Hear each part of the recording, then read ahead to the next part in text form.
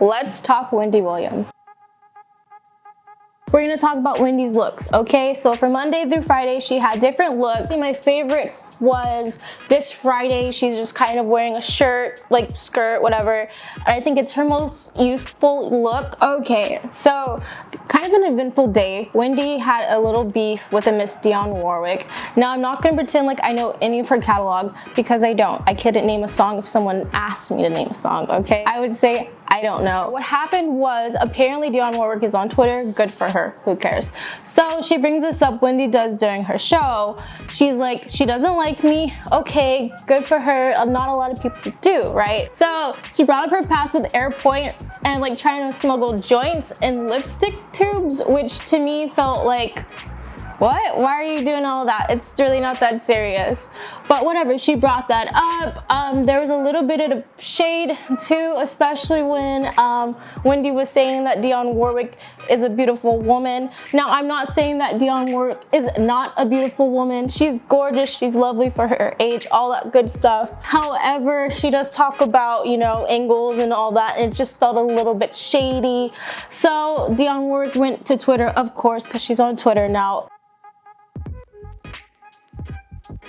So there's a little bit of beef there. The next day, she bigged up Aretha Franklin, which I don't know if there's beef between Aretha Franklin and Dionne Warwick because, again, these ladies are not what I look for. She brought up the Real Housewives of Salt Lake City, the next Real Housewives of Salt Lake City franchise place, whatever. And there is a participant, whatever they're called, who is currently married to her grandma's husband. After her grandma died, I guess her grandma was like, yeah, like, marry my husband because that's what we're doing here in Salt Lake City. The black couple, so if you don't know, they're black, they're not white. You'd expect them to not be black, but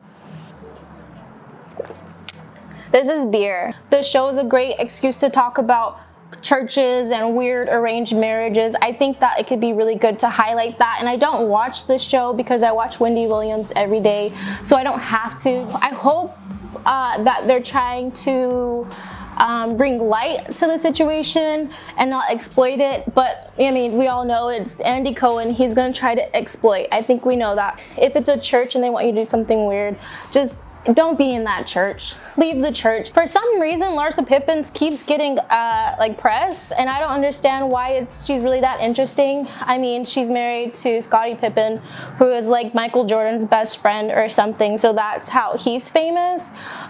She's his wife or something, I don't know. And she keeps like showing up with like Future. Now it's wait, what's the guy's name? The guy that she was spotted with. His name is Malik Beasley, so she talks about that. She shows Malik Beasley's wife because he was spotted with Larsa Pippen. Who cares? With Malik Beasley, he's married, she's married, scandal, whatever. I didn't really care. It's not interesting to me. But they did kind of like a side-by-side, and I just want to say that these bitches have the same face.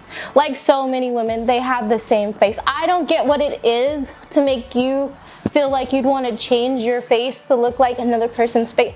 It's not for me. But I also want to talk about how it's just kind of shady towards Larsa too. Like, you know, like looking down on her. And I've noticed that that is a problem with Wendy. She does kind of slut shame a little bit. And it's just like, girl, pull back. Like, let her live her life. Like, it's not that serious. Larsa Pippen is a 40-year-old woman.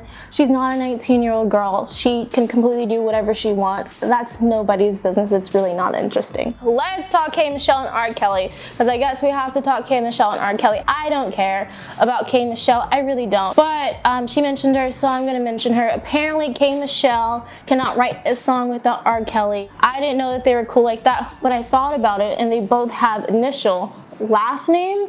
That's like girl's name, so there's a connection there. K. Michelle, never write a song again in your life. I don't care. We are never gonna care about K. Michelle, and it's sad because my mom likes K. Michelle, and it's very baby mama. It's giving very baby mama. Sorry, it does, and it's just like, ugh. I'm always gonna call Wendy Williams out. I'm never gonna just be on her jock. I'm never gonna just agree. Trust me, girl, because Wendy, let's not act like she is perfect. She's not perfect. She is, you know, 54, 55. She's a little bit older, so she's from like that generation. She's not always right, and I'm not always gonna agree with her. I'm gonna call her out. That's one of my favorite things about being a fan of hers, is that I'm able to not be like beehive, you know, hype. It's not like that. It's very like, if you're a fan of hers, you're mature, you call her out when she needs to be called out. You're not just gonna like, it's a very drag and love kind of relationship we fans have with Wendy. However, I do agree with her. I feel like this Olivia Jade situation is first boring. I don't care. Everybody knows that rich people pay for the kids to get into college. That happens, and it's nothing new. Her mom's in jail or whatever, and so she went on to the Red Table Talk. Okay, cool, good for you. Glad you made it on the Red Table Talk. A lot of people watch that show. I don't think I've ever seen an episode. Let me know if it's any good, if I should start watching it. I don't really have a Facebook because I'm 25. Maybe if it's on YouTube, I can go from there. Anyway, so she's on Red Table Talk. She's saying that she is from a place of privilege. So is everybody at that table. So she didn't tell her parents to be rich and to pay for her to get into college. Like, you fault her? They have money. That's what happens when you live in a capitalist society. It's gonna happen. So I do agree with her. However, you know, look at the parents a little sideways, because, I mean, it's gross. Someone could have that spot who actually deserved it, and I think that's what's really sad. However, I don't think that Olivia Jade held a gun to her parents' head and said, get me into USC with these terrible ass grades. That's just not probably how that happened. However, I think it's really weird that she hasn't talked to her parents in a long time, is what she said, what Wendy said that she said, right? Which is just like, how can you not talk to your parents for a long time, especially with they're the reason why you have the platform that you have. I don't know, that kind of rubbed me more of the wrong way than, you know, because if my parents were doing something illegal, I don't know, I don't think that I would abandon them just because they're in prison or jail or whatever. My dad! I didn't do it. Maybe I'm a better daughter than she is, but that's not what this is about. Okay, Dionne Warwick. Who is this lady? I don't know who this lady is. Another thing I want to talk about with the Dionne Warwick situation, Wendy says, "Bud like my mom." When she's talking about marijuana, my mom and Wendy Williams will say bud. It gives me 80s.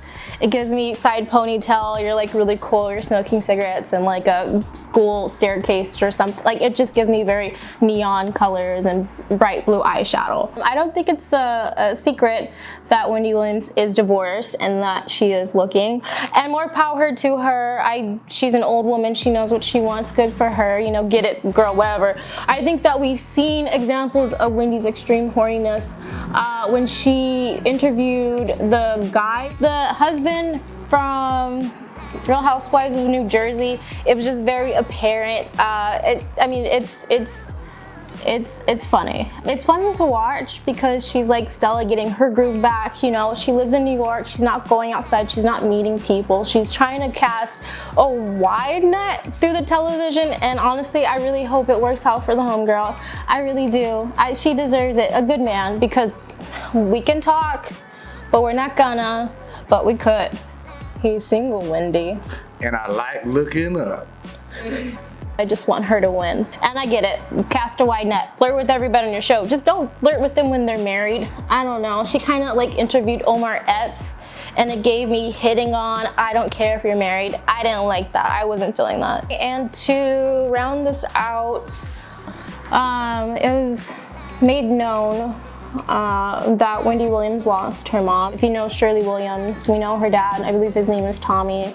They come to the show all the time. So, and you just don't expect that. You don't think it's gonna happen. Just hearing that her mother had actually passed away was really hard. Her mother was iconic is what I'll say, and I hope that Wendy and her family is doing okay. They seem, from what you see in the public, as if they're a really tight family unit.